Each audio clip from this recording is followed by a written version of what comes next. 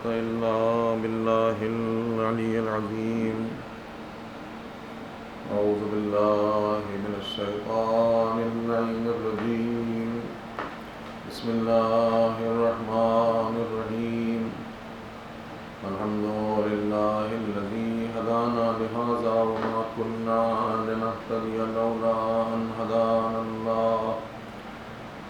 لقد جاءت رسل ربنا بالحق والصلاة والسلام على أشرف الأنبياء والمرسلين سيدنا ونبينا وشفيعنا وحبيب قلوبنا وطبيب نفوسنا مولانا ومولى الثقلين جد الحسن والحسين أبي القاسم محمد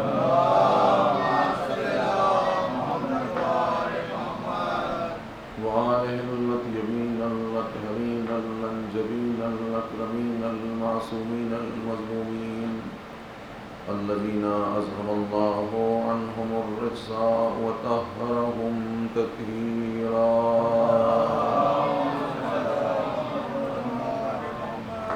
ولعنة الله على أعدائهم ومنكري فضائلهم وغاصبي حقوقهم والمنحرفين عنهم والشاكين فيهم أجمعين.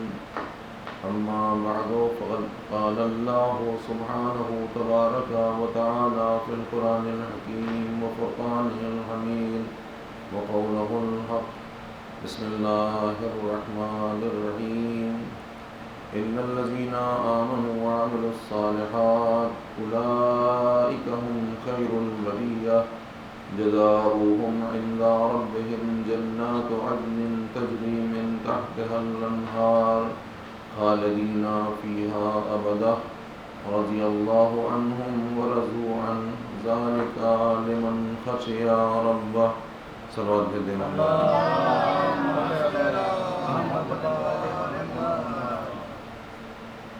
آپ حضرات سے گزارش ہے کہ ایک بار سورہ ہم اور 3 بار سورہ توحید کی تلاوت فرما کر زہاد حسین ابن جوہر حسین اور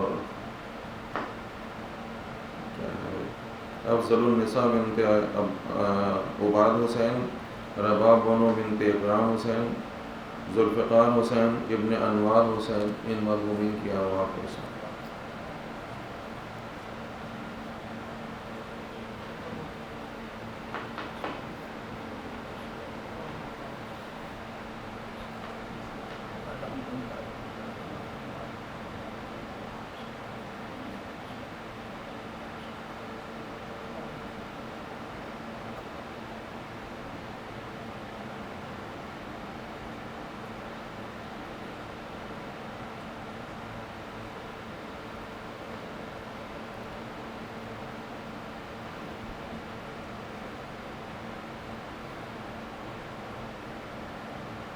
ایک اور سلام دے دیجیے.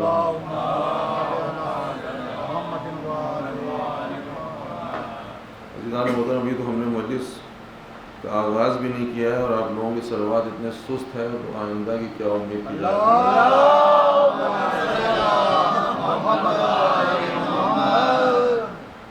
قرآن مجید کی آیت کریمہ جس کی تلاوت کا شرف میں نے آپ حضرات کی خدمت حاصل کیا ہے، اس کا تعلق قرآن مجید کے سورہ بینہ سے ہے کہ جس میں اعلان پروردگار ہو رہا ہے ان الذین آمنوا وعملوا الصالحات، بے شک وہ افراد کہ جو ایمان لائے اور ایمان لانے کے ساتھ ساتھ انہوں نے نیک عمل بھی انجام دیا. تو اللہ یہ اعلان کر رہا ہے کہ یہ اللہ کی بہترین مخلوق ہیں اور اللہ کی جانب سے ان کی 2 جزائیں معین کی گئی ہیں.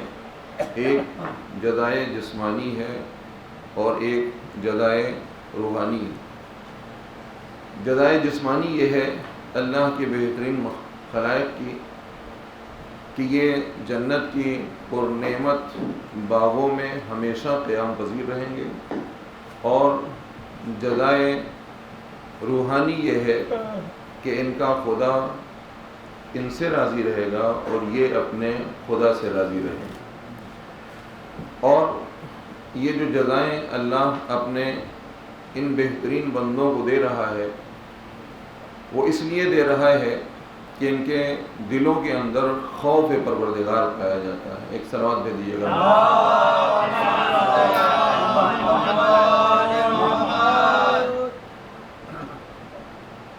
عزیزان محترم حضرات، مسلسل خود تلاوت قرآن کرتے رہتے ہیں اور خطبہ اور ذاکرین سے آیات قرآنی سنتے بھی رہتے ہیں۔ چنانچہ آپ نے غور کیا ہوگا اور اگر نہ کیا ہو تو کیجیے گا کہ قرآن مجید میں تقریباً 90 مقامات ایسے ہیں کہ جہاں کے اوپر پروردگار عالم نے اپنے بندوں کے لیے آخرت میں جنت کا اعلان کیا ہے جزا کی شکل میں، مگر اس جنت اور جزائے آخرت کی اس نے 2 بنیادی شرطیں لگائی ہیں ہر جگہ کے اوپر۔ آپ قرآن مجید میں اگر آپ دیکھیں گے اور دیکھتے رہتے ہیں تو آپ نے محسوس کیا ہوگا کہ جہاں کے اوپر جزائے آخرت اور جنت کا تذکرہ ہے وہاں کے اوپر 2 چیزوں کی قید لگائی گئی ہے، 2 شرطیں لگائی گئی ہیں۔ پہلی شرط ایمان ہے اور دوسری شرط عمل صالح ہے، کہ انسان جنت اور جزائے آخرت کا مستحق اس وقت قرار دیا جائے گا کہ جب یہ انسان ایمان کے ساتھ نیک عمل کو انجام دے، یعنی صاحب ایمان بھی ہو اور صاحب عمل صالح بھی ہو۔ ظاہر سی بات ہے ہر چیز کا ایک اثر ہوا کرتا ہے۔ اگر سورج نکلا ہے تو اس کا اثر یہ ہے کہ روشنی بہرحال ہوگی، اگر چاند نکلا ہے تو اس کا اثر یہ ہوگا کہ بہرحال چاندنی ہوگی۔ یہ بلب آپ حضرات کے خدمت میں دیکھ رہے ہیں، آپ یہ جل رہے ہیں، ان کا اثر یہ ہے کہ ان کی وجہ سے روشنی ہے۔ چنانچہ ہر چیز کا اپنا ایک اثر ہوا کرتا ہے، اسی طریقے سے ایمان کا بھی اثر ہوا کرتا ہے اور اس اثر کا نام ہے عمل صالح۔ اگر ایمان ہے تو پھر ایمان کا اثر عمل صالح کی شکل میں انسان کو دکھائی دے گا، وإلا یہ ممکن ہی نہیں کہ کوئی شے ہو اور اس کا اثر نہ پایا جاتا ہو۔ اگر ہم کہیں اپنے بارے میں کہ ہم صاحب ایمان ہیں مگر ہمارے یہاں عمل صالح نہ پایا جائے تو اس کا مطلب یہ ہے کہ کوئی چیز تو پائی جا رہی ہے، اس کا اثر نہیں پایا جا رہا ہے۔ ایک صلوات دے دیجیے گا محمد۔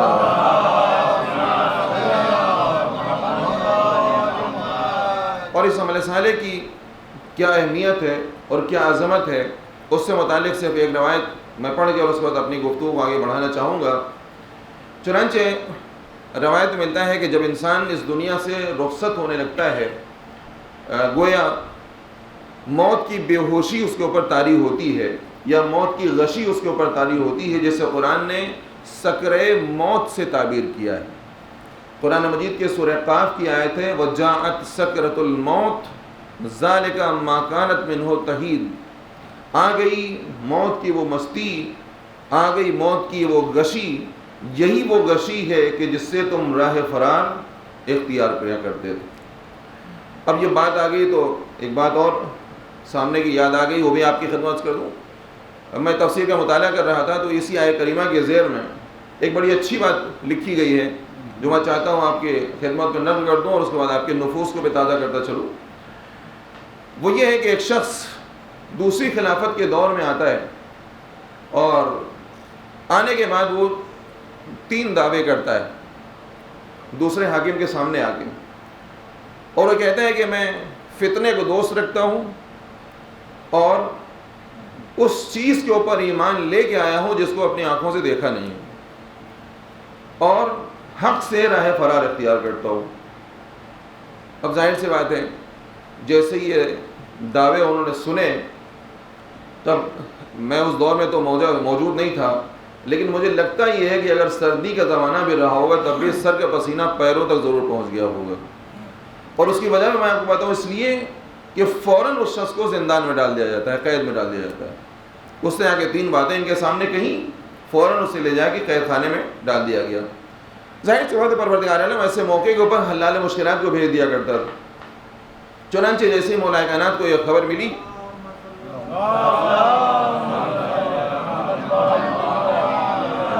کہ اس شخص کو جیل میں ڈال دیا گیا کہ جس نے یہ 3 باتیں کہی تھیں، تو وہ آتے ہیں اور آنے کے بعد تشریف لاتے ہیں اور آنے کے بعد دوسرے حاکم سے، اسلام کے دوسرے حاکم سے یہ کہتے ہیں کہ اس شخص کے اوپر ظلم کیا گیا ہے. دیکھیں آپ نے ڈائریکٹ نہیں کیا کہ تم ظالم ہو، بلکہ کیا ارشاد فرمایا ہے، ایک شخص کے اوپر ظلم کیا گیا ہے. ظاہر سی بات ہے جس شخص نے اسے قید خانے میں ڈالا ہے ظالم تو وہی ہوگا نا. لیکن مولا کائنات نے صاف یہ نہیں کہا کہ تم ظالم ہو، بلکہ یہ کہا کہ اس شخص کے اوپر ظلم کیا گیا ہے. کہا کیا، کیسے؟ کہا اس نے جتنی بھی باتیں کہی ہیں وہ اپنی جگہ کے اوپر بالکل صحیح کہی ہیں اور حق بجانب کہی ہیں، اس میں کہیں سے کوئی غلط بات نہیں کہی ہے. کہا مولا وہ کیسے؟ کہا اس نے پہلی بات یہی تو کہی نا کہ میں فتنے کو دوست رکھتا ہوں. قرآن مجید کی آیہ کریمہ ہے کہ جس میں پروردگار عالم ارشاد فرماتا ہے انما اموالکم و اولادکم فتنہ، یاد رکھو کہ تمہارا مال اور تمہاری اولاد جو وہ فتنہ ہے. کون انسان وہ ہے کہ جو اولاد کو دوست نہیں رکھتا ہے، اور کون انسان وہ ہے کہ جو مال کو دوست نہیں رکھتا ہے؟ ایک صلوات بھیج دیجیے گا.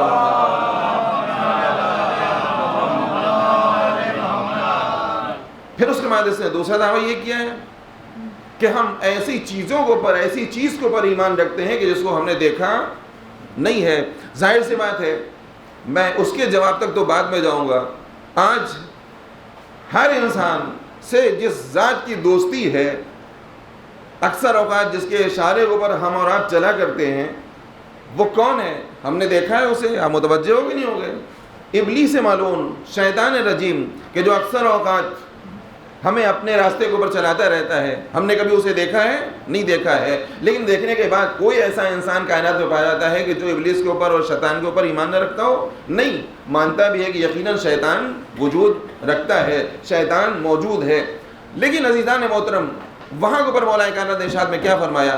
دیکھو یہ یہی کہہ رہا ہے کہ میں اس چیز کو مانتا ہوں کہ جس کو میں نے اپنی آنکھوں سے نہیں دیکھا ہے.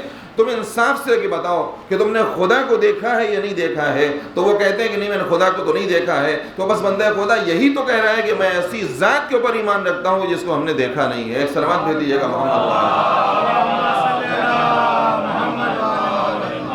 اور اس کے بعد تیسری بات دوست نے یہ تھی کہ میں حق سے فرار اختیار کرتا ہوں، میں حق سے بھاگتا ہوں.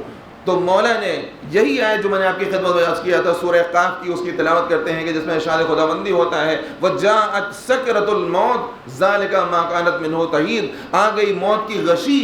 یہ وہی موت کی غشی ہے کہ جو برحق ہے کہ جس سے تم راہ فرار اختیار کیا کرتے تھے. ایک صلوات بھیج دیجیے گا محمد.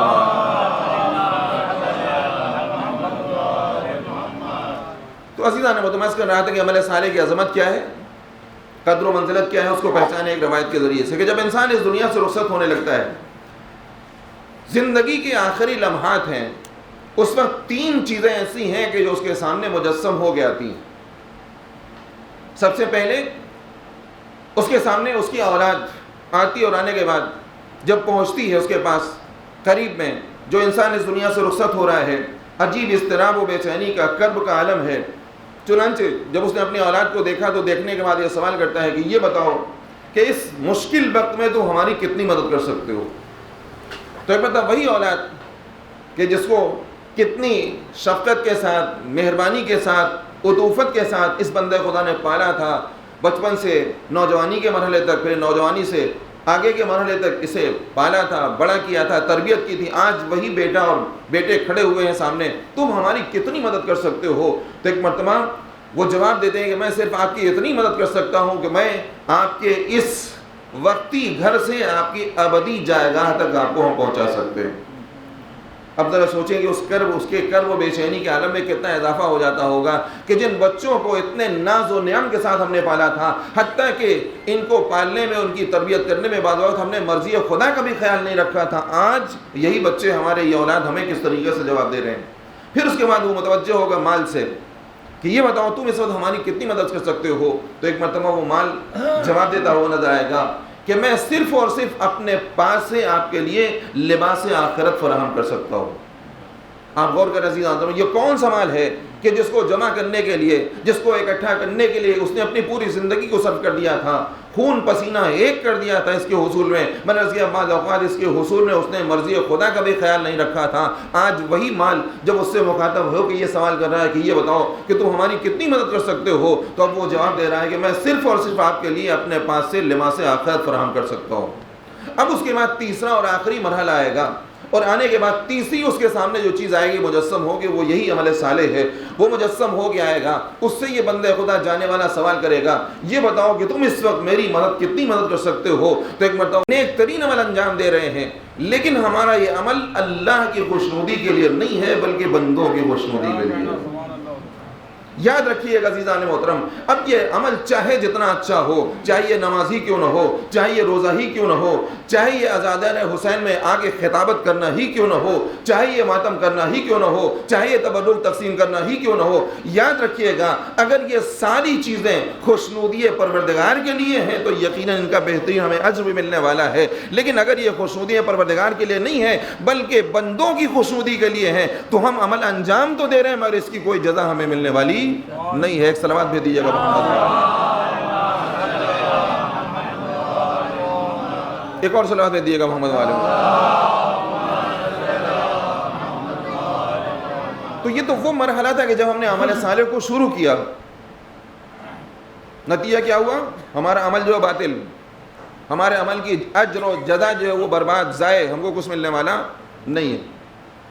اس لیے کہ روز محشر پروردگار جب ایسے افراد کو دیکھے گا اور یہ بندے سوال کریں گے پروردگار ہم بڑی اچھی مجلس پڑھتے تھے، جا کے ممبر کے اوپر جا کے ہم بڑا اچھا تبرک تسلیم کرتے تھے، ہم بڑی اچھی نماز پڑھا کرتے تھے، ہم بڑا اچھا کار خیر انجام دیا کرتے تھے، تو اللہ آواز دے گا کہ اگر تم میرے لیے انجام دے رہے ہوتے تو یقیناً میں تمہیں اجر بھی دیتا، جزا بھی دیتا، لیکن تم نے میرے لیے انجام نہیں دیا تھا. جس کے لیے تم نے عمل انجام دیا جا کے اس سے جزا کا مطالبہ کرو گے. پھر اس کے بعد ایک اور صلوات بھیج دیجیے گا محمد وعلیہ. دوسرا مرحلہ کہ جہاں پر انسان عمل کے انجام دینے کے بعد بہترین عمل انجام دیا، بہت اچھا عمل انجام دیا، لیکن عمل انجام دینے کے بعد کچھ ایسا کر دیا کہ جس کی بنیاد کے اوپر وہ سارا عمل ضائع و برباد ہو جاتا ہے. مثلا ہم نے ایک عمل انجام دیتے ہیں، کسی کے ساتھ ہم نے حسن سلوک کیا، کسی کے ساتھ ہم نے اچھا کام انجام دے دیا، لیکن اچھا کام انجام دینے کے بعد پھر اسے بھولے نہیں. ایک جملہ یہاں اوپر آپ حضرات کی خدمت میں عرض کر دوں، شاید آپ محظوظ ہوں کہ وہ پہلے دور میں ہم اپنے بزرگوں سے یہ سنا کرتے تھے کہ کسی کے ساتھ جب نیک عمل انجام دیا جاتا تھا تو بزرگ کیا کہا کرتے تھے؟ نیکی کر اور دریا میں ڈال. یہ پہلے کا محاورہ تھا، لیکن آج کل ماڈرن دور میں یہ جملہ تبدیل ہو چکا ہے. زمانہ بدل گیا نا، تو زمانے کے بدلنے کے ساتھ ہر چیز بدلتی رہتی ہے. تو پہلے کیا ہوتا تھا؟ نیکی کر دریا میں ڈال. آج کا دور وہ ہے کہ نیکی کر واٹس ایپ پہ ڈال، نیکی کر فیس بک پہ ڈال. یہ ہو گیا آج کل کے ماڈرن دور میں. جو ہے ہوتا ہے کیا، ایک ذرہ برابر بھی ہم نے نیکی کیا فوراً جو ہے ایک عدد کیمرے میں تصویر، اس کے بعد جتنے گروپ ہیں اس میں اٹھا کے جو ہے وہ ڈال دیا جاتا ہے. ایک درجن کیلا بھی اگر کسی غریب کو دیا جائے گا تو 12 لوگ پکڑ کے کھڑے ہوں گے ایک ایک کیلے کو، اور اس کے بعد اس کی تصویر کھینچی جائے گی اور اس کے بعد جا کے اس کو مختلف گروپ میں ڈال دیا جائے گا. عزیزان محترم، آپ یہ کیا کر رہے ہیں؟ ایک بندے مومن کو ذلیل کر رہے ہیں مختلف گروپوں پر اس طریقے سے. تو یاد رکھیے گا اگر کوئی انسان نیک عمل انجام دینے کے بعد اس کی منت گزاری کر رہا ہے، یعنی احسان جتلا رہا ہے، تو پھر یہ عمل بھی سارا کا سارا ضائع اور برباد ہو جائے، چاہے جتنا اچھا سے اچھا عمل ہو. ہم نے راہ خدا میں کسی انسان کو جو ہے 100 200 400 اپنے جتنے امکانات تھے 1000 2000 5000 جتنا تو وہ ہم نے دے دیا، لیکن دینے کے بعد اسے ہضم نہ کر سکے. اگر کسی دن بیچارہ وہ گلی میں ملا اور سلام کرنا بھول گیا تو پھر اب کیا ہوا؟ دیکھ رہے ہیں آپ ان کے اوقات.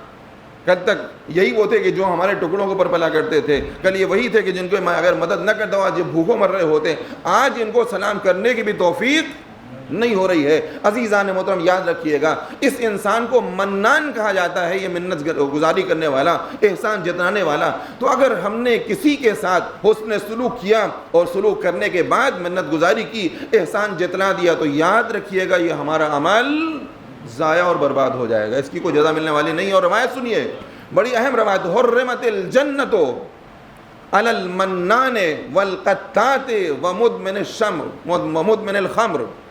3 ایسے افراد، روایت معصوم ارشاد فرمایا، 3 ایسے شخصیتیں ہیں، 3 ایسے افراد ہیں کہ جن کے اوپر جنت کو حرام قرار دے دیا گیا ہے.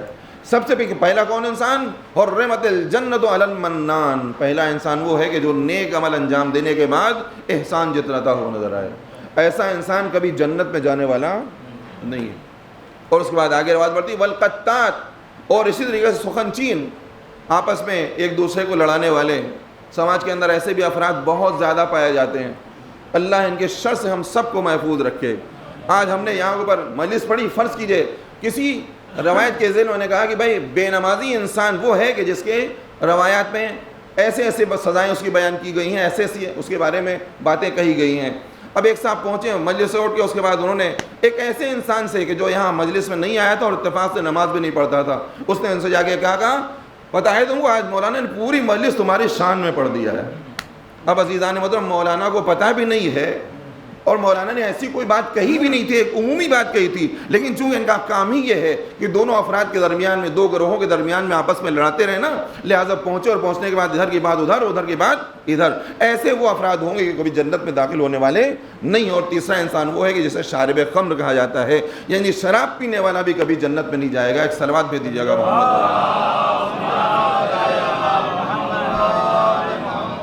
تو عزیزان محترم یاد رکھیے گا کہ اعمال صالحہ اگر انجام دیں تو اولاً تو یہ اللہ کی رضا کے لیے ہونی چاہیے، اور دوسری یہ ہے کہ کبھی بھی عمل صالح کو انجام دینے کے بعد ہم اسے جتلائیں نہیں، ہم کبھی جتلائیں نہیں، اسے منت گزاری نہیں کریں. احسان جتلانا جو ہے وہ ہمارے عمل کو باطل قرار دیتا ہے، ضائع کر دیتا ہے، اجر کو ضائع اور برباد کر دیتا ہے. بس ایک عمل صالح سے متعلق تھوڑی سی گفتگو اور بات کو پائے تکمیل تک پہنچا دوں گا. مل جل کے صلوات بھیج دیجیے گا محمد بھائی.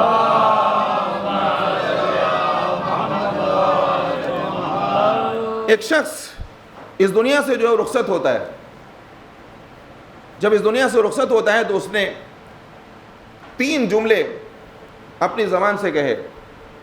چنانچہ اس کا بیٹا جو ہے سرکار دو عالم کی خدمت پہنچتا ہے، اور پہنچنے کے بعد عرض کرتا ہے یا رسول اللہ، میرا باپ اس دنیا سے رخصت ہو رہا تھا اور جاتے وقت اس نے 3 جملے کہے، لیکن وہ جملے ایسے ہیں کہ جن کا مفہوم میں نہیں سمجھ سکا.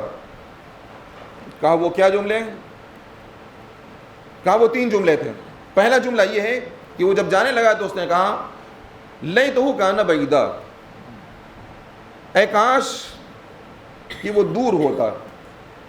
دوسرا جملہ کیا تھا؟ لیتہ کان جدیدا، اے کاش کہ وہ نیا ہوتا. تیسرا جملہ کیا تھا؟ لیتہ کان کاملا، اے کاش کہ وہ مکمل ہوتا. یہ 3 جملے اس نے کہے جانے سے پہلے جاگنے کے عالم میں، لیکن میں ان جملوں کا مفہوم نہیں سمجھ سکا کہ اس کا مطلب کیا ہے. تو پہلا جملہ کیا ہے؟ لیتہ کان بعیدا، اے کاش کہ وہ بہت دور ہوتا. سرکار دو عالم مسکراتے ہیں اور مسکرانے کے بعد ارشاد فرماتے ہیں یاد رکھو تمہارا باپ اپنے گھر سے، توجہ کریں عزیزان محترم، خصوصیت سے ہمارے جوان بھائی، تمہارا باپ اپنے گھر سے پیدل مسجد جایا کرتا تھا، اور جب اس نے اس دنیا سے رخصت ہوتے وقت گھر سے مسجد تک جو پیدل جایا کرتا تھا، اس کا جب اس نے ثواب دیکھا تو ثواب دیکھنے کے بعد تمنا کر رہا تھا کہ اے کاش کہ میرا گھر مسجد سے اور زیادہ دور ہوتا، تاکہ ہم جتنا زیادہ سے زیادہ قدم بڑھاتے چلے جاتے اتنا ہی زیادہ ہمارے ثواب میں اضافہ ہو جاتا ہے. ایک صلوات بھیج دیجیے گا.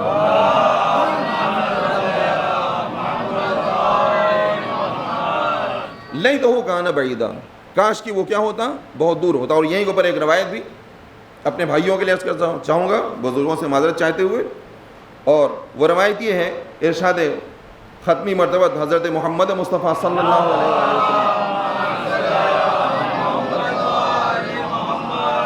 کا ارشاد گرامی ہے کہ جب انسان اپنے گھر سے مسجد کی طرف نماز پڑھنے کے لیے نکلتا ہے، توجہ کریں گے، توجہ، کریم پروردگار کے کرم کو پہچانیں، کہ جب انسان اپنے گھر سے مسجد کی طرف نکلتا ہے تو پروردگار عالم اپنے فرشتے سے مخاطب ہو کے کہتا ہے اے میرے فرشتوں، دیکھو میرا بندہ میرے گھر کی طرف آ رہا ہے، لہٰذا یہ اپنے گھر سے مسجد تک جتنے قدم رکھتا چلا جائے، ہر قدم کے عوض اس کے نامہ اعمال میں سے ایک گناہ اور ایک معصیت کو کم کرتے چلے جائیں. ایک صلوات بھیج دیجیے گا محمد.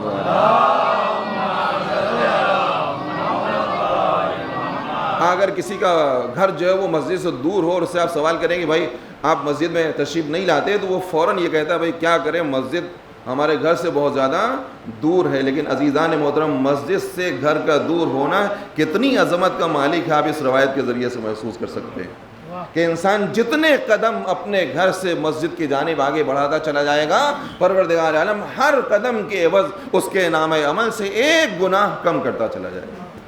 پھر اس کے بعد دوسرا مرحلہ آتا ہے کہ جب یہ بندے خدا مسافت کو طے کرتے ہوئے اور اس کے بعد مسجد کے اندر پہنچ جائے گا، تو ایک مرتبہ پھر پروردگار عالم اپنے فرشتے سے مخاطب ہو کے کہتا ہے، اے میرے فرشتوں، یاد رکھو ابھی تک یہ میرا بندہ میرے گھر سے باہر تھا، مگر اب یہ میرا بندہ جو ہے میرے گھر کے اندر آ گیا ہے، لہٰذا یاد رکھو کرم پروردگار کا۔ دیکھیں آپ ذرا سے یہاں پر کتنا کریم ہے پروردگار، ملاحظہ کریں اور مشاہدہ کریں کہ اب یہ میرا بندہ میرے گھر کے اندر آ گیا ہے، لہٰذا میرے گھر میں آنے کے بعد یہ میرے گھر میں جتنے قدم رکھتا چلا جائے، ہر قدم کے عوض 10 گناہ اس کے نام عمل سے کم کرتے چلے جائیں۔ صلوات بھی دیجیے گا محمد علیہ۔ ہر قدم کے عوض 10 گناہ جو ہے وہ کم کرتے چلے جانا۔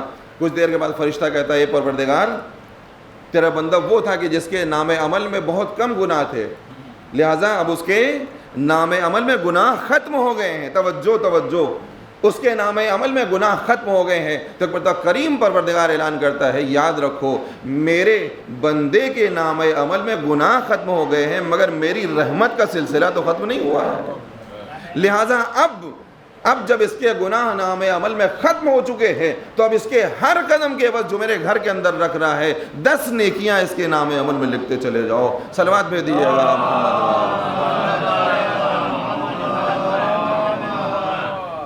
ظاہر سی بات ہے، گرمی بہرحال محسوس کر رہے ہوں گے آپ حضرات بھی، اور اس گرمی کے ماحول میں ایسی خشک باتوں کو برداشت کرنا بہت مشکل ہوتا ہے، لیکن بہرحال آپ ہی لوگوں نے اتنی ہمت بڑھائی ہے کہ ایسی باتیں کرنے کی جرات کر رہا ہوں کہ صلوات بھیج دیجیے گا محمد۔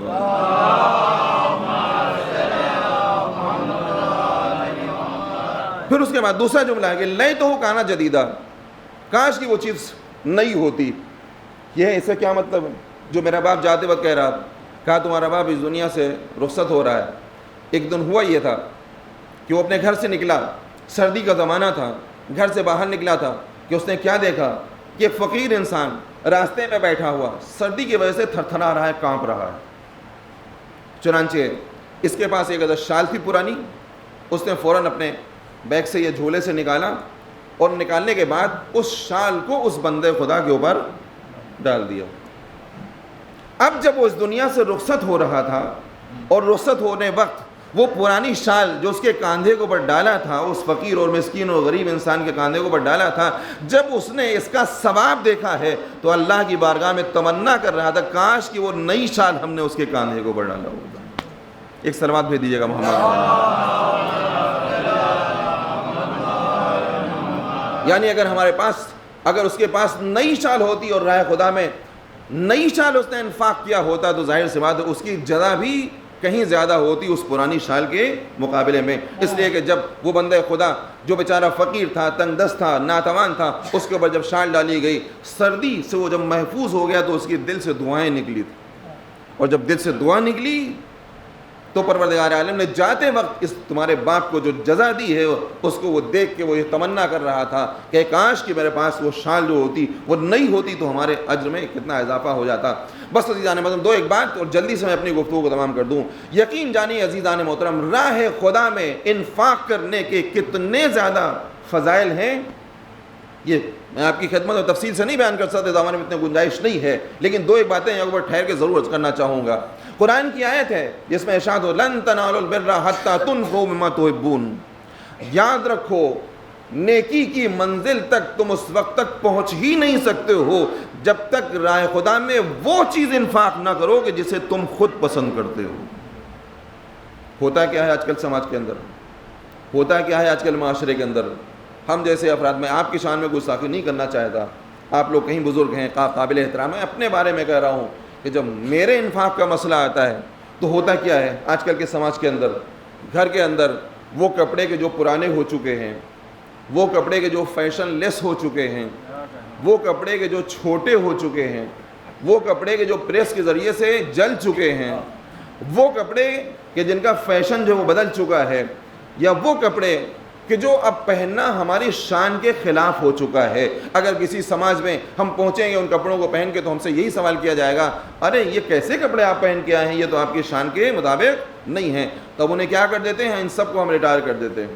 جو چھوٹے ہو گئے، جو فیشن لیس ہو گئے، جو جن کا رنگ جو ہے مثلا فیٹ ہو گیا، تو یہ سارے کپڑے جو ہم ریٹائر کر دیتے ہیں۔ اور ریٹائر کرنے کے بعد ہوتا کیا ہے، توجہ کیجیے گا عزیزان، ہوتا کیا ہے، محلے کے اندر اگر کوئی غریب بچہ ہے، اگر محلے کے اندر کوئی غریب نوجوان ہے، اگر محلے کے اندر کوئی غریب فیملی پائی جاتی ہے، تو پھر ہم یہ کہتے ہیں یہ کپڑے لے جا کے فلاں کے یہاں دے دو، بیچارے لوگ بڑے غریب ہیں، وہ پہن ڈالیں گے، ان کے کام آ جائے گا۔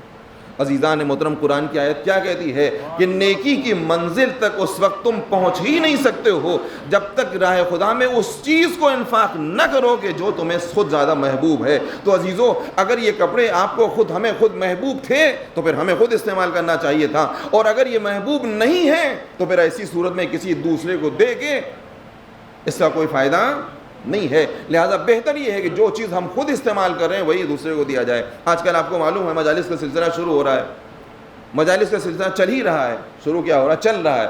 ظاہر سی بات ہے مجلسوں میں مختلف طریقے کے تبرکات جو ہے تقسیم ہوتے رہتے ہیں۔ کہیں کے اوپر گئے، معلوم ہوا گھر کے 5-6 افراد تھے، وہاں کے اوپر نان گوشت جو ہے تقسیم ہو گیا، یا مثلا بریانی تقسیم ہو گئی۔ اب سارے افراد گھر کے اندر لے کے پہنچے، گھر کے اندر کھانا بھی تیار ہو چکا ہے۔ اب وہ بریانی جو جتنی کھائی جا سکتی تھی اتنی کھائی گئی، اتفاق سے مزے میں بہت اچھی بنی ہوئی تھی، لہٰذا یہ کہا گیا کہ ایسا ہے کہ اس کو رکھے دیتے ہیں، اب کل کھایا جائے گا اس کو۔ گھر کے سارے افراد نے متفق ہو گیا کہ اب اس کو اس وقت نہیں بلکہ کل کھائیں گے۔ اب عزیزان محترم، اتفاق سے جب کل مجلس میں گئے تو وہاں کو نان گوشت جو بٹ گیا، وہ نان گوشت اس سے زیادہ لذیذ، کس سے، بریانی سے زیادہ۔ اب وہ بھی سب نہیں کھایا جا سکا، پھر اس کے اندر اتنی جگہ بھی نہیں کہ وہ پچھلی بریانی بھی اس کے اندر رکھی جا سکے اور یہ نان گوشت بھی رکھا جا سکے، لہذا کیا ہوا، اب وہ بریانی نکالی گیا، فلاں صاحب محلے میں بیچارے بڑے غریب ہیں، اس کے بچے فاقے میں مبتلا رہتے ہیں، ان کے بچے جو تنگ دستی میں مبتلا ہیں، فقیری میں مبتلا ہیں، لے جاؤ، لے جانے کے بعد ان کے حوالے کر دو۔ عزیزان محترم غور کیجئے گا، اگر یہ بریانی آپ کو محبوب تھی، آپ کو پسندیدہ تھی تو پھر کسی کو نہیں دینا چاہیے تھا، اور اگر پسندیدہ نہیں ہے تو جب آپ خود کھانا نہیں پسند کر رہے ہیں تو کسی دوسرے کو بھی دینے کی زحمت نہ کریں۔ ایک صلوات بھیج دیجیے گا محمد وعلیہ۔ اب یہیں کے اوپر عبرت حاصل کرنے کے لیے ایک روایت جو بزرگوں کو سنی ہوئی، میں اپنے نوجوان بھائیوں اور بچوں سے مخاطب ہو گیا اس کرنا چاہوں گا۔ سرکار دو عالم حضرت محمد مصطفیٰ صلی اللہ علیہ وآلہ وسلم اپنی بیٹی کو رخصت کرنے کے بعد پہنچتے ہیں اس کے گھر کے اوپر صبح کے وقت۔ کیا دیکھا کہ بیٹی جو ہے وہ پرانا لباس، پیوندار لباس پہنے ہوئے بیٹھی ہوئی۔ آپ کو معلوم ہے سرکار دو عالم نے جب اپنی بیٹی کو رخصت کیا تھا تو 2 جوڑے کپڑے اپنی بیٹی کو دیا تھا، ایک دیا گیا تھا تھے جناب فاطمہ زہرا کے پاس، ایک نیا اور ایک پرانا۔ پرانا وہی جس میں پیوند وغیرہ لگے ہوئے تھے، اور نیا جوڑا کون تھا، جسے جناب خدیجہ نے آج کل کی زبان میں کہا جائے اپنی کسی سہیلی کو دے دیا تھا کہ میں اپنی بیٹی کی شادی کے وقت موجود نہیں رہوں گی، لہٰذا جب میری بیٹی کی شادی ہو تو میری طرف سے یہ نیا جوڑا میری بیٹی کو دے دینا۔ چنانچہ جناب فاطمہ زہرا کی شادی ہوئی ہے تو وہ لباس جو ہے وہ سرکار دو عالم کے پاس پہنچتا ہے اور اس کے بعد اپنی بیٹی کو دے۔ صبح جب پہنچے تو کیا دیکھا کہ صدیقہ طاہرہ جو ہیں وہ اسی پرانے لباس، پیوندار لباس، اور وہ بھی پیوند جو کپڑے کا پیوند نہیں لگا ہوا ہے بلکہ ناریل کے پتوں کا جو ہے پیوند لگا ہوا تھا، اس میں وہ پہنے ہوئے بیٹھی ہیں۔ بیٹی خیریت تو ہے؟ تمہیں نیا لباس دیا تھا، شوہر کے گھر میں تم آئی ہو، پہلی شب گزری ہے، پہلی صبح ہے یہ شوہر کے گھر میں، اور تم یہ پیوندار لباس پہنے ہوئے ہو۔ تو آپ ایک مرتبہ مسکراتی ہیں اور مسکرانے کے بعد آواز دیتی ہیں، جی بابا جان، میں نے اس کو ایک بہترین جگہ کے اوپر محفوظ رکھ دیا ہے، بہترین فنکشن کے لیے۔ آپ کو معلوم ہے نا کہ آج کل خواتین کا مزاج یہی ہوا کرتا ہے کہ جب کوئی لباس بہترین وہ خریدتی ہیں یا شوہر انہیں دلاتے ہیں تو ہوتا کیا ہے، اس کو چپکے سے اٹھا کے اٹیچی کے نظر کر دیا جاتا ہے۔ دیکھیے آپ فرش آداب آپ بیٹھے ہوئے ہیں، بہرحال میں اس بات کو اقرار کرتا ہوں اگر میں مجلس نہیں پڑھ سکتا ہوں تو کیا مشاہدات اور تجربہ بھی آپ کے سامنے بیان کر سکتا ہے۔ مل جل کے صلوات بھیج دیجیے گا محمد وعلیہ۔ تو ہوتا یہی ہے کہ جب بھی کوئی نیا اور بہترین لباس خریدا یا شوہر نے دلایا تو اس کو سپر کر دیا جاتا ہے اٹیچی. یہ کب نکلے گا؟ جب کوئی بہترین فنکشن ہوگا, کہیں ولیمے میں جانا ہوگا, کہیں عقیقے کے اس میں جانا ہوگا, کسی اچھے پروگرام میں جانا ہوگا, تب وہاں کے اوپر یہ نکالا جائے گا. گھر کے اندر جیسا لباس ہوتا ہے وہ سب تجربہ کار لوگ بیٹھے ہوئے ہیں, سبھی کو معلوم. حالانکہ عورت کی بہترین زینت جو ہونی چاہیے وہ صرف اور صرف کس کے لیے ہونا چاہیے؟ شوہر کے لیے ہونا چاہیے. مگر ہوتا عام طور سے یہی ہے کہ گھر کے اندر وہ شاید صافی جیسے کپڑے, اور وہی جب باہر نکلتی ہیں خواتین تو پھر آپ سبھی اچھی طریقے سے واقف ہیں کیا منظر ہوتا ہے. تو صدیقہ طاہرہ ارشاد فرماتی ہیں یا رسول اللہ, اے میرے بابا جان, میں نے اس کو ایک بہترین فنکشن کے لیے, اچھے موقع کے لیے ہم نے اس کو محفوظ کر دیا ہے. بلا تشریح جو میں مثال دی اس کو صدیقہ طاہرہ سے مشابہ نہ کیجیے, اس لیے صدیقہ طاہرہ کا یہ واقعہ جو ہماری ہدایت کے لیے ہے. تو عزیزان محترم, ہم نے اس کو محفوظ کر رکھا ہے. تو سرکار دو عالم کہتے ہیں بیٹی کہاں ہے وہ؟ کہا بابا جان اس کو میں نے بڑے اچھی جگہ کے اوپر محفوظ کر کے رکھا ہے. عزیزان محترم, سرکار دو عالم بار بار اپنی بیٹی سے یہ کیوں پوچھ رہے ہیں کہ بیٹی وہ لباس کہاں رکھا ہوا ہے؟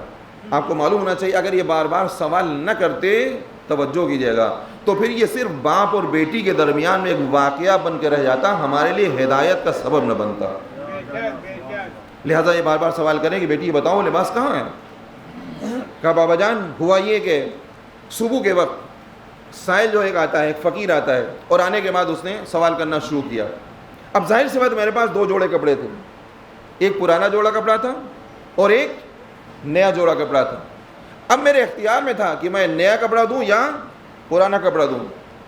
مجھے معلوم ہے کہ اگر میں پرانا کپڑا دیتی تو روز محشر جب ابتدائے خلقت سے لے کے قیامت تک کے افراد وہاں کے اوپر جمع ہوتے تو وہاں ہمیں پرانا کپڑا ملتا. اتنی بڑی بزم کے اندر, اتنے بڑے فنکشن میں ہمیں پرانا کپڑا پہننا پڑتا. لہٰذا ہم نے پرانا کپڑا نہ دے کے جو ہمارے پاس نیا کپڑا اور بہترین کپڑا تھا ہم نے اسی راہ خدا میں دے دیا. اس لیے دے دیا کہ اب جب وہاں کے اوپر قیامت تک کے افراد جمع ہوں گے, اتنے بڑی تعداد میں لوگ جمع ہوں گے, تو وہاں اوپر ہمیں بہترین جوڑا کپڑے کو پہننے کو ملے گا. عزیزان محترم, آپ نے غور کیا کہ انسان نیکی کے مرحلے میں پہنچ ہی نہیں سکتا ہے, منزل تک پہنچ ہی نہیں سکتا ہے جب تک راہ خدا میں اس چیز کو انفاق کر دیا جائے کہ جو اس کی پسندیدہ اور محبوب ترین شے ہو. اب ایک عبرت, اس واقعے سے تھوڑا سا عبرت حاصل کرتے ہیں ہم سب مل کے. سرکار دو عالم ارشاد فرماتے بیٹی یہ بتاؤ کہ تم نے یہ سیکھا کہاں سے؟ توجہ بیٹی, تم نے یہ سیکھا کہاں سے؟ عزیزان محترم, صدیقہ طاہرہ کی ذات کچھ سیکھنے کی محتاج نہیں تھی, جو کہ آپ کو معلوم ہے کہ صدیقہ طاہرہ کی بیٹی کے بارے میں سید سجاد نے کہا تھا کہ آپ عالمہ غیر معلمہ ہیں. صدیقہ طاہرہ سیکھنے کی محتاج نہیں تھی. آپ کا مصحف ہے کہ جس سے ائمہ معصومین علیہ السلام اس سے استفادہ کیا کرتے تھے. آپ کا علم کسی معصوم سے کم نہیں تھا. لیکن پھر میں عرض کر رہا ہوں آپ کی خدمت میں کہ اگر سرکار دو عالم یہ بات نہ پوچھتے تو پھر یہ باپ اور بیٹی کے درمیان وہ واقعہ رہ جاتا, ہماری ہدایت کا سبب نہ بنتا.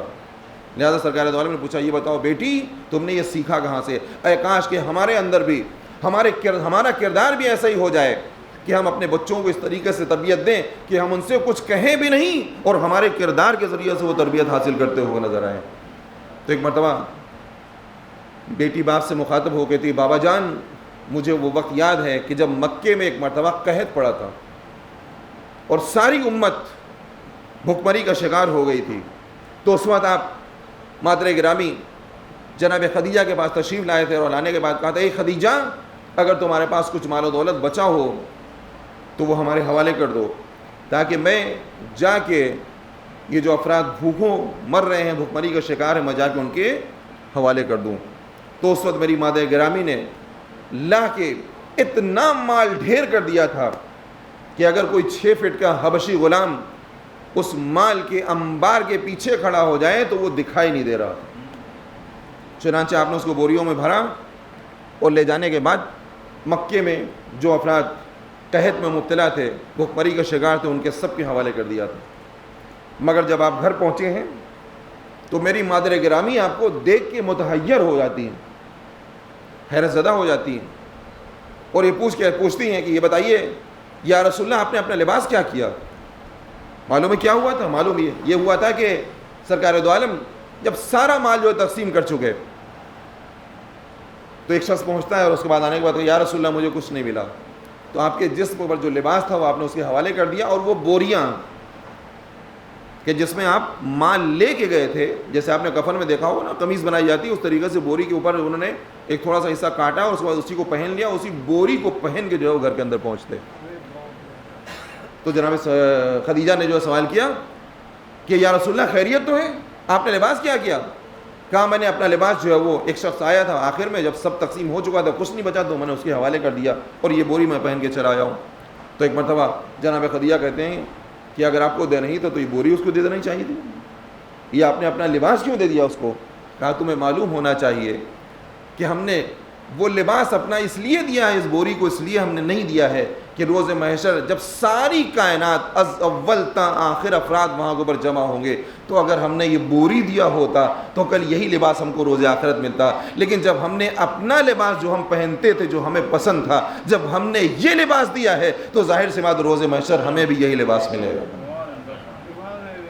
ہمیں بھی یہی لباس ملے گا۔ عزیزان محترم، سرکار دو عالم نے اپنی زبان سے کچھ نہیں کہا تھا، اپنے کردار کے ذریعے سے ایک پیغام دیا تھا، اور اس پیغام کے ذریعے سے جناب فاطمہ زہرا نے ہم سب کو ایک پیغام دیا ہے۔ اے کاش کہ ہمارے اندر بھی یہی جذبہ پیدا ہو جائے کہ ہم اپنے بچوں سے زبانی طور پر کچھ نہ کہیں، بلکہ ایسا کردار پیش کریں کہ ہمارا کردار دیکھ کے بچے صحیح تربیت حاصل کرتے ہوئے نظر آئیں۔ ایک صلوات بھیج دیجیے گا محمد۔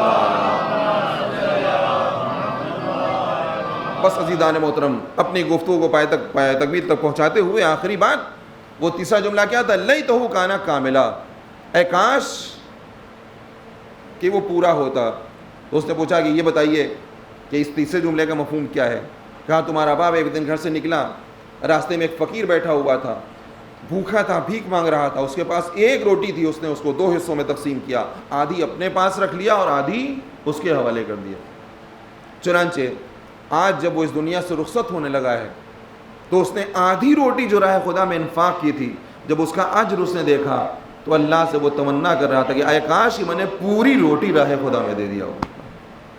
تو ہم محسوس کر رہے ہیں عزیزان محترم، یاد رکھیے گا یہ زندگی کسی بھی طریقے سے عزیزان محترم گزر جائے گی، یہ زندگی ان افراد کی بھی گزر جائے گی جو محل میں رہ رہے ہیں، یہ زندگی ان افراد کی بھی گزر جائے گی جو جھوپڑی میں رہ رہے ہیں، یہ زندگی ان افراد کی بھی گزر جائے گی چھوٹے سے مکان میں رہ رہے ہیں، لیکن عزیزان محترم ہمیں اس دنیا کے بارے میں اتنی فکر نہیں کرنا چاہیے جتنی فکر ہمیں آخرت کے گھر کے بارے میں کرنا چاہیے کہ کیسے ہمارا آخرت کا گھر آباد ہو جائے۔ اور عزیزان محترم یہ اسی وقت آباد ہوگا کہ جب ہم سیرت سرکار دو عالم کے اوپر عمل کرتے ہوئے نظر آئیں گے۔ سیرت سرکار دو عالم یہی تھی کہ وہ فقیروں کے بچوں کے اوپر سر کے اوپر دست شفقت پھیرا کرتے تھے، ناتوانوں کی مدد کیا کرتے تھے، اور یتیموں کے سروں کے اوپر دست شفقت پھیرتے تھے، انہیں اپنے آغوش میں بٹھا کے انہیں پیار کیا کرتے تھے۔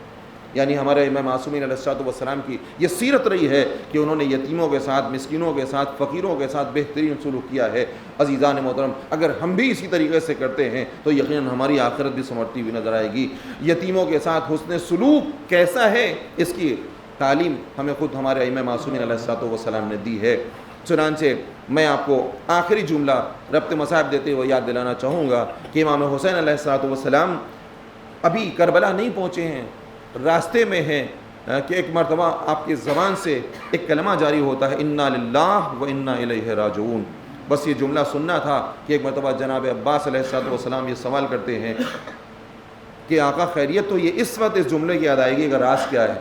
تو ایک مرتبہ میرے مولا نے اپنی دو انگلیوں کو اٹھایا تھا اور اس کا اشارہ کیا تھا کہ دیکھو ان دونوں انگلیوں کے درمیان میں۔ اب جو جناب عباس نے دونوں انگلیوں کے درمیان میں دیکھا تو کیا دیکھا؟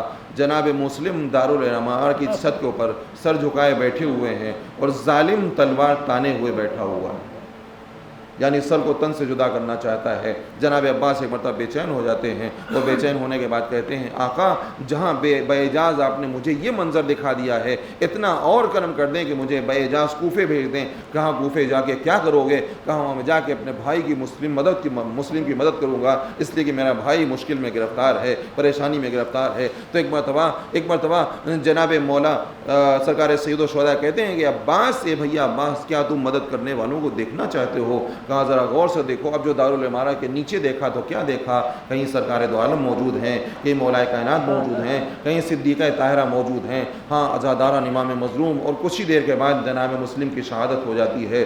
امام حسین علیہ السلام نے یہ خبر جو ہے وہ لوگوں کو دی ہے، جس کے نتیجے میں خیمے کے اندر ایک کوہرام برپا ہو جاتا ہے، گریوں کی آوازیں بلند ہو جاتی ہیں۔ امام علیہ السلام کہتے ہیں ذرا مسلم کی بچی کو لایا جائے۔ عزادارو جناب مسلم کی بچی لائی گئی، امام نے اسے اپنے زانوں پر بٹھایا اور بٹھانے کے بعد سر کے اوپر دست شفقت پھیرنا شروع کر دیتے ہیں۔ بچی آغوش عصمت و طہارت کی پلی ہوئی تھی، ایک مرتبہ سوال کرتی ہے کہ آقا خیریت تو ہے، میرے بابا کی خیریت تو ہے، اس لیے کہ آپ اس طریقے سے میرے سر کے اوپر ہاتھ پھیر رہے ہیں جس طریقے سے کسی یتیم بچے کے سر کے اوپر ہاتھ پھیرا جاتا ہے۔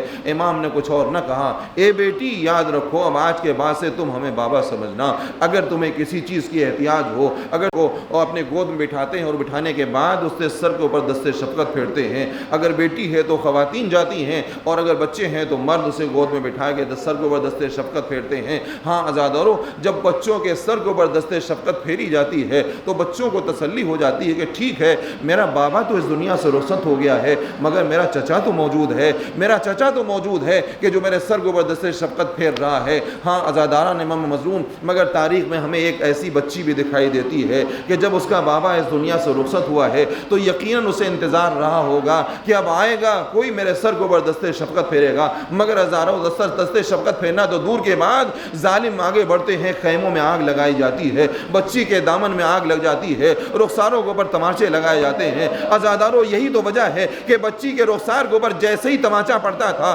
ایک مرتبہ نہر فرات کی جانب رخ کرتی تھی، اے چچا دیکھیے آپ کی بھتیجی کے رخساروں کے اوپر تماچے مارے جا رہے ہیں، جزاکم ربکم خیر الجزا، خدا آپ کو کسی غم میں نہ رلائے سوائے مظلوم کربلا کے۔ ہاں عزاداران امام مظلوم، یہ کتنی بچی ستائی ہوئی ہے، کتنی مصیبت زدہ بچی ہے۔ امام حسین علیہ السلام جب جانے لگے تھے رخصت آخر کے بعد تو جناب زینب سے یہی کہا تھا، بہن میری بیٹی سکینہ کا خاص خیال رکھنا۔ ہاں عزادارو یہی وجہ ہے کہ جناب زینب جناب سکینہ کو ہر وقت اپنے دھیان میں رکھتی تھیں۔ ایک منزل وہ بھی آتی ہے کہ جب یہ لٹا ہوا قافلہ میدان کربلا سے روانہ ہوتا ہے، عزادارو ایک منزل وہ آتی ہے کہ جہاں اوپر وہ سر کے جس کے اوپر امام حسین علیہ السلام نو کے نیزہ کے اوپر بلند تھا، وہ نیزہ زمین کے اندر چپ جاتا ہے۔ عزادارو جب چپ گیا تو لاکھ کوشش کی گئی کہ اسے کسی طریقے سے نکالا جائے اور آگے بڑھایا جائے، جب وہ نہیں بڑھا تو ایک مرتبہ شمر تک یہ بات پہنچتی ہے کہ جس نیزے کے اوپر سر حسین نصب تھا وہ آگے نہیں بڑھ رہا ہے۔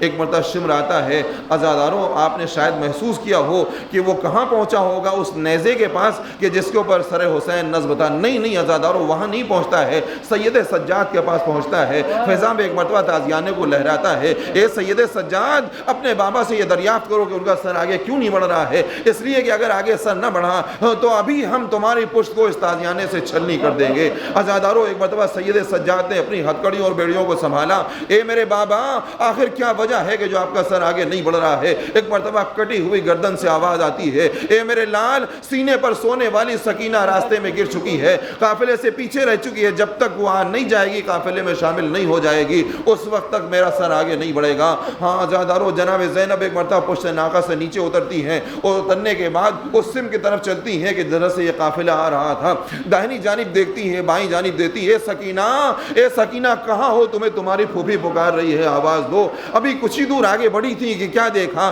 ایک معظمہ بیٹھی ہوئی ہے زمین کے اوپر۔ آگے بڑھ کے انہوں نے سوچا کہ ان سے دریافت کریں کہ آپ نے کسی بچی کو تو نہیں دیکھا ہے، مگر جو اب غور سے دیکھا تو کیا دیکھا کہ سکینہ ان معظمہ کی آغوش میں بیٹھی ہوئی ہے۔ عزادارو جناب زینب نے سکینہ سے مخاطب ہو کے کچھ نہیں کہا، ایک مرتبہ ان معظمہ سے سوال کرتی ہے، معظمہ یہ بتا دیں کہ آپ کون ہیں اور اس بچی کے اوپر آپ کو کس طریقے سے رحم آ گیا۔ بس عزادارو یہ سننا تھا کہ ایک مرتبہ معظمہ نے نقاب کو پلٹا، اے زینب ارے تم نے پہچانا نہیں، میں تمہاری ماں فاطمہ زہرا ہوں جو تمہارے قافلے کے ساتھ ساتھ چل رہی ہوں۔ عزادارو بس یہ سننا تھا کہ زینب نے اپنے سر کو ماں کی آغوش میں رکھا، اے مادر گرامی آپ اس وقت کہاں تھی کہ جب خیموں میں آگ لگائی جا رہی تھی، جب میرے بھیا کے جسم کے اوپر گھوڑوں کی ٹاپیں دوڑائی جا رہی تھی، گھوڑوں کو دوڑایا جا رہا تھا اور میرے بھیا کی لاش کو گھوڑوں کی ٹاپوں سے پامال کیا جا رہا تھا۔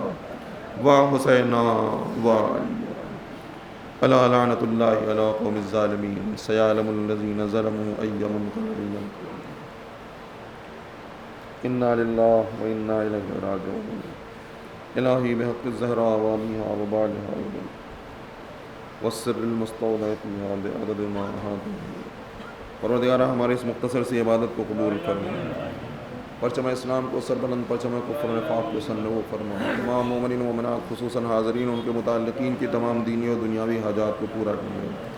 پروردگارہ ہم سب کو حج بیت اللہ اور زیارت ائمہ معصومین کی توفیق عنایت فرما، ہمارے امام زمانہ کے ظہور میں تعجیل فرما، ہم سب کو ان کے اعوان و انصار میں قرار دیں۔ آپ حضرات سے گزارش ہے کہ ایک بار سورہ حمد اور 3 بار سورہ توحید کی تلاوت فرما کر زہاد حسین ابن جوہر حسین، افضل النساء بنت عباد حسین، رباب بانو بنت اکرام حسین، ذوالفقار حسین ابن انوار حسین، ان مرحومین کی ارواح کو احسان کریں۔